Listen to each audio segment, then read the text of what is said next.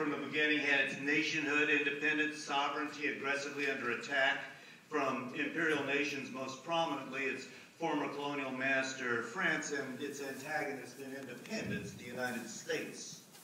In 1802, the black rebels of Haiti, who had risen up and overthrown slavery, were considered in the new United States to be dangerous terrorists, savages, cannibals, you name it, who might infect the supposedly docile slaves of the American South with the germ of rebellion. It was much the same way that many years later we saw early on Haitians stigmatized as carriers of AIDS.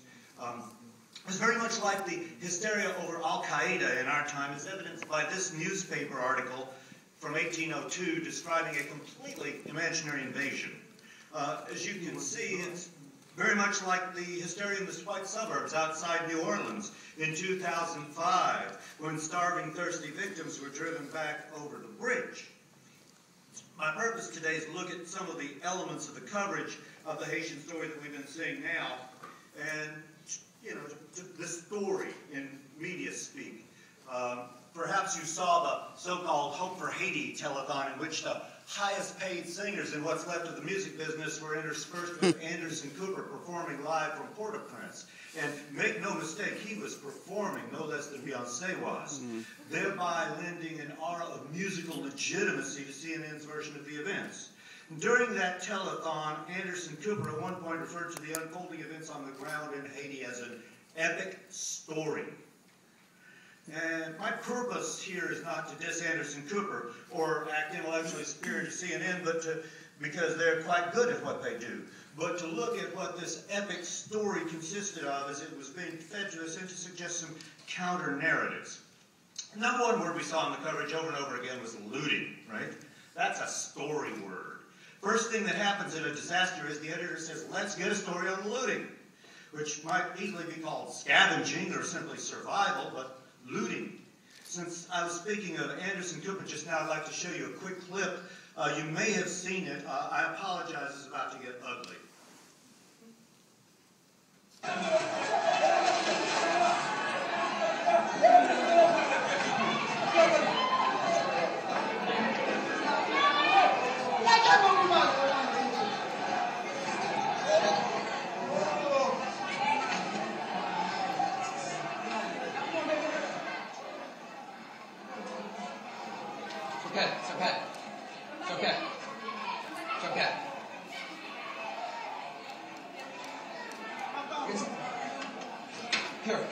Set this camera down.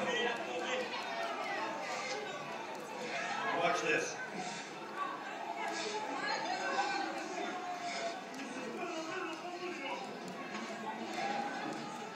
This is what the former governor of California used to do for a living.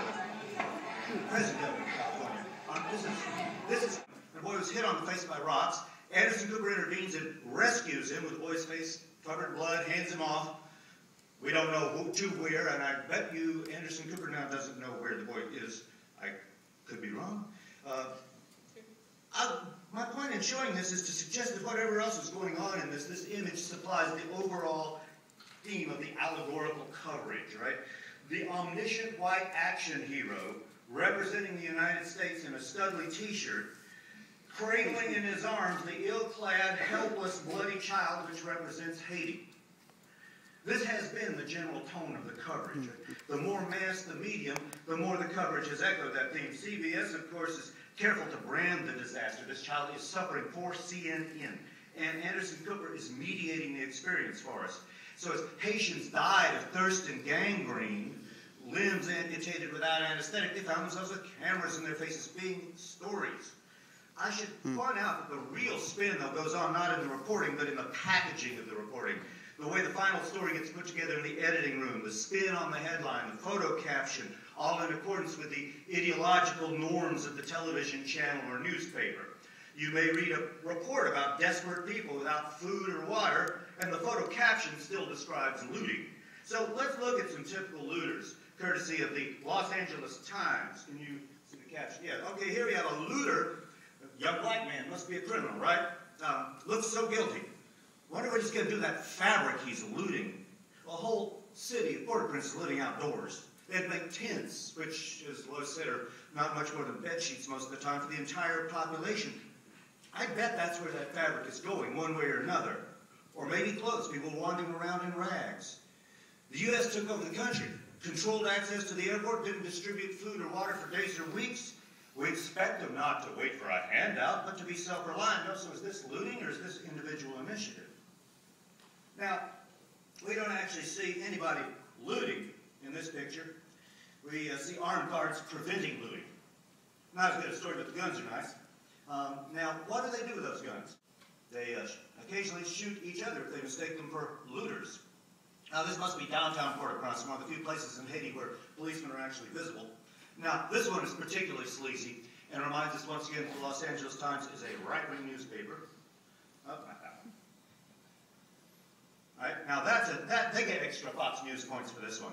This is the image of Barack Obama as a looter. That's a twofer, right? But here's the prize winner, again from the same LA Times series. This is I think this is a very haunting picture, especially if you identify with the man who's face down on the ground, arms tied behind him, not sure what's about to happen, for, according to the caption, carrying a bag of evaporated milk. I think they mean powdered milk, because evaporated milk comes in cans, right? But if you read the LA Times or watch CNN, you very quickly get the point that Haitians are on the rampage, looting. To the contrary, eyewitness after eyewitness spoke of the calm, and most of the time, and of sharing and of Haitians helping each other and organizing in the absence of basic aid. That was the norm, but looting was the story. Does this sound familiar? Remember that clip 5 years ago in New Orleans, the woman taking a box of Pampers off the shelves that was recycled over and over as looting?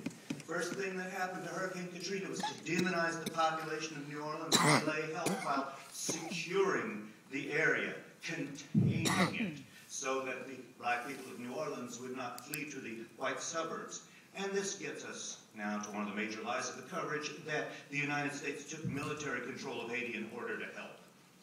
They arguably didn't help much. The United States followed a system of red zone, green zone already established by the UN forces and didn't take aid into places deemed too dangerous to go into. Cité Soleil, where 350,000 people live, didn't get any help for 2 weeks. A hotbed of Aristide support, I might add. The rescuers were afraid of the people of Haiti, it seems.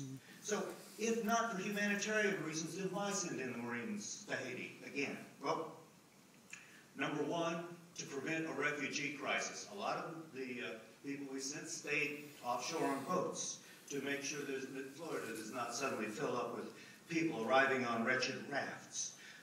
And also to keep the borders of our client state, the Dominican Republic, from being overwhelmed, as well as backup for the embassies, which are being overrun with visa seekers, and perhaps also to prevent the return of Jean-Bertrand Aristide.